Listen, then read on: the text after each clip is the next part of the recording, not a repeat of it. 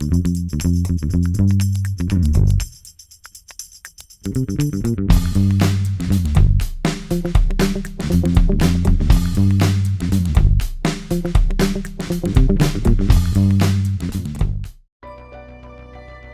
smartphone through the genius of Einstein.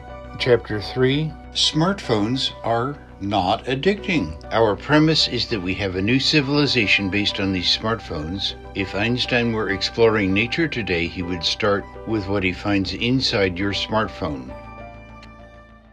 This chapter about smartphone addiction will have a pop quiz, an introduction to Dr. Amy Orban, and my ideas about smartphone addiction.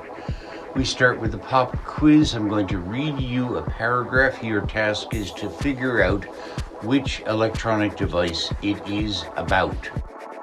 Quote, "Here is a device that is everywhere. When they question the quality of its offerings for our children, we may approve or deplore its entertainments and enchantments, but we are powerless to shut it out. It comes into our very homes and captures our children before our very eyes." Unquote. So, which electronic device do you think this is referring to? Einstein says, "Can I answer the question?" I say, well, yes, but you're a little before the smartphone era. Einstein says, the quote is from the 1930s concerning the destructive effects of having a radio in the house, causing the children to be addicted and damaged. Any new technology is said to be damaging to children. Do you remember how they said that an entire generation was being destroyed by video games? Well, it turned out to be nonsense. Part 2. Amy Orban was a teenager growing up in the United States and in England with smartphones, and then she began to hear the experts saying to the government, smartphone addiction is worse than cocaine.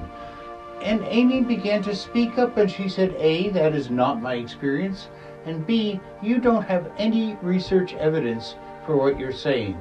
She got a degree at Cambridge University and then a doctorate at Oxford University and now teaches at Cambridge and is probably the world's leading expert on smartphone addiction. Dr. Orban says that when you have cross-sectional data, which means you've just interviewed the kids one time, you really can't say anything about cause and effect. There is a slightly negative relationship between those people who use smartphones more and those teenagers who have poorer self-esteem. It's not a big effect. And she says you really can't figure out which is causing which. Is the smartphone use causing the lower self-esteem or vice versa? Or are they unrelated? Say perhaps you're a poor kid, your single parent is working 2 or 3 jobs, you have poor self-esteem and are using smartphones because of that. In order to have any possibility of connecting cause and effect, Dr. Orban says you need longitudinal data. You need to interview kids and then go back and interview them again several years later, and then you might have a hope, a possibility of connecting a cause and effect. And she has done that with teenagers about smartphones, and she finds no clear relationship between smartphone use and lower self-esteem. We turn now to part 3. When people speak of smartphone addiction, they seem to be referring to how much time we spend with our smartphones. But in my personal experience, we are not running away from life by being so involved with our smartphones, but rather we are experiencing life through our smartphones. Our use of smartphones is parallel to Einstein's use of solitude.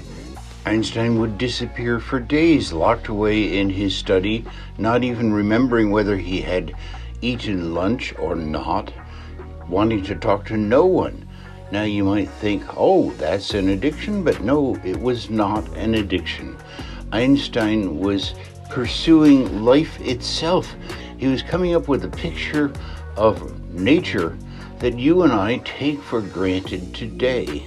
Likewise, young people today are experiencing the vitality of life itself through their smartphones the way Einstein was experiencing vitality by isolation. Gen Z, which is people born 1997 or later, have never known a world without an internet.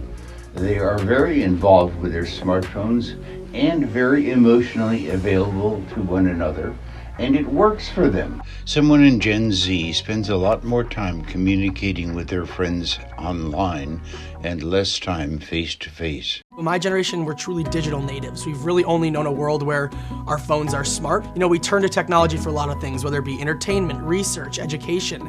It's truly just part of who we are. This is the end of the chapter proposing that smartphones are not addicting. If you liked it, please hit the like button below and subscribe. In 3 weeks, we will release the next video, Einstein's symmetry topples the many worlds theory, which is the beginning of our presentation of a coherent picture of the quantum world, the world's only coherent picture of the quantum world.